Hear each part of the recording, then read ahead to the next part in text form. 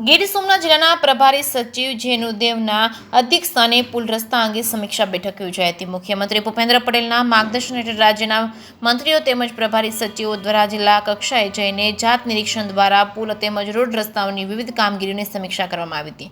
જે અંતર્ગત પ્રભારી સચિવ જેનુદેવને ગીર સોમનાથ જિલ્લાના તાલાળા વેરાવળ ચિત્રાવળ પુલની પ્રત્યક્ષ મુલાકાત લઈ ઈના જિલ્લા સેવા સદન ખાતે બેઠક યોજી હતી। પુલ અને તેમજ રોડ રસ્તા અંગેની જિલ્લાની મહત્વની કામગીરી વિશે ઝીણવટભરી માહિતી મેળવી સલંગ વિભાગના અધિકારીઓને માર્ગદર્શિત કર્યા હતા। પ્રભારી સચિવે જિલ્લામાંથી પસાર થતા નેશનલ હાઈવે, નગરપાલિકા, સ્ટેટ હાઈવે, પંચાયત હસ્તકના વિવિધ માર્ગોનું થયેલું ધોવાણ અંગે માર્ગના દુસ્તીકરણ માટે હાથ ધરાયેલી કામગીરી સંદર્ભે કલેક્ટર કચેરી ખાતે જિલ્લાના માર્ગ મકાન વિભાગ સહિતના વરિષ્ઠ અધિકારીઓ સાથે વિગતવાર સમીક્ષા હાથ ધરવામાં આવી। પ્રભારી સચિવને કોડીનાર જામવાડા રોડ પર આવેલા માયનોર પુલ તેમજ ઉના ગીરગઢડા જામવાડા રોડ પર આવેલા મેજર માયનોર પુલ તેમજ સામતેર બેડિયા કંઠા રોડ પર આવેલા માયનોર પુલ તેમજ ધોકડવાડા ગામ ખાતે આવેલ રાવલ પુલ, ઉના તાલુકાના સીમાસી ગામ ખાતે રૂપેણ નદીના પુલ તથા ઉના તુલસીશ્યામ રોડ પરના માયનોર પુલ સહિતના પુલના જાહેરનામા તેમજ સત્વરે હાથ ધરવામાં આવેલ પુલની કામગીરી અંગે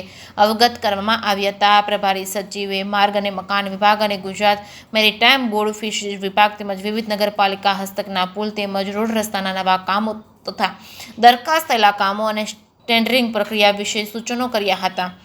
પ્રભારી સચિવે નુકસાન પામેલા માર્ગો અને પુલનું સત્વરે દુરસ્તીકરણ કરીને જન સલામતીના પગલાઓ હાથ ધરી નાગરિકોની સગવડ માટે તાત્કાલિક ધોરણે ગુણવત્તાસભર કામગીરી હાથ ધરવા જણાવ્યું હતું।